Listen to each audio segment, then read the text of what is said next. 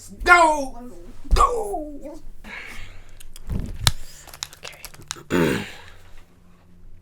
Hello everyone!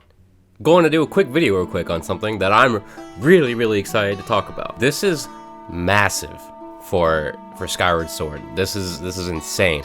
I'm so happy Nintendo did this. Out of everything for the Direct, this is probably the best thing, in my opinion, to come out of it besides Mario Golf. Really excited about Mario Golf. I'm not even gonna lie. So the biggest complaint with Skyward Sword was that the control scheme to a lot of people was absolutely abhorrent. I personally never had an issue with it, but you know, that's just me. I like weird control schemes and I made it work for myself. The Joy-Cons, from what I'm expecting, are going to vastly improve how this game is going to play overall.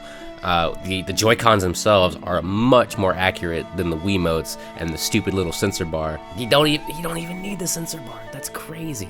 I think having the Joy-Cons as the controller is going to make this a big game changer for the game, especially considering how much more intuitive and responsive the Joy-Cons can be. I mean, Nintendo even released pretty much just tech demos as games, like 1-2 Switch, to showcase how much better they are than the Wiimotes. Not to mention that they also added something to the game that should have been in the game from the beginning, and that's button controls. Now, hold on before you guys go, well, it's not really buttons, because it's not. It's actually your analog stick. But the way it looks like they're implementing it makes it seem like it's going to work out really well for the game.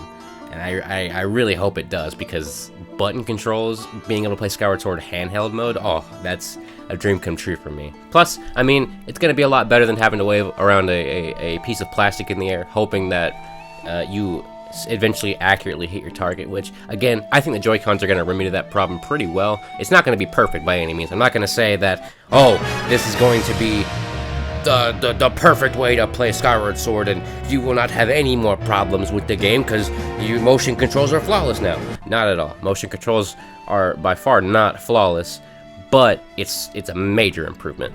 The only downside I can really see from having button-based combat on this Skyward Sword port, essentially, is the fact that it seems like it might only be handheld mode. I really hope it's not just handheld mode and you can use, you know, the C stick or the right stick playing at home. I'm sure they're gonna do something for that. If they don't, you know, Nintendo's messing up again. What are you doing, Nintendo? The reason I wanted to make this video, even though it's gonna be fairly short, is because Skyward Sword means a lot to me. Personally, it's one of my favorite Zelda games, behind Wind Waker, Breath of the Wild, and Ocarina of Time.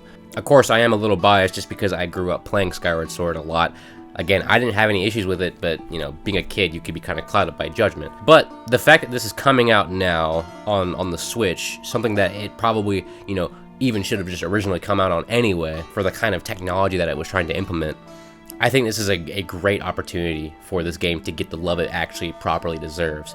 The game is beefy, there's a lot of content in it, and it keeps you busy for a good long few hours.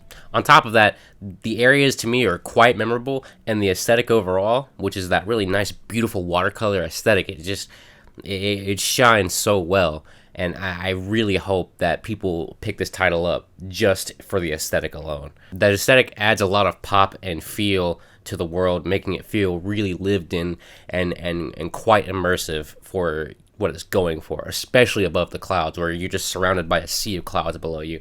It's so gorgeous. Plus, the characters in the game, in my opinion, again, are some of my favorite in all of Zelda, like Groose.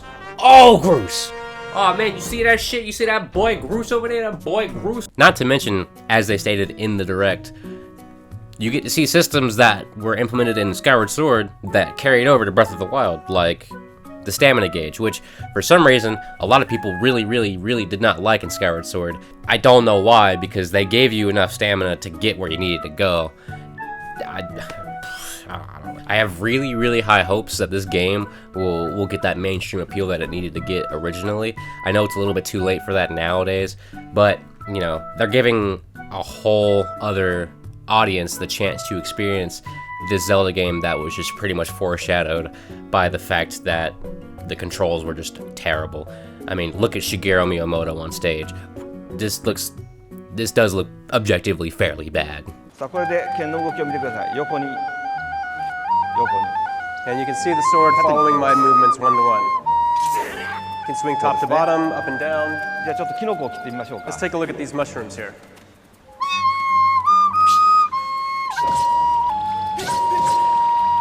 One of my favorite games from the Zelda series. I really do hope that these Joy-Con improvements change the game entirely and make it just that much more playable for people that really needed that back when the game originally launched in 2011. But you know, it is what it is. Stay tuned for more videos in the future. I've got some ideas written up. I'm just trying to get the scripts out for them, and then I'm gonna start filming and editing and doing all the crazy stuff. So till then, I'll see you guys in the next one. Peace out.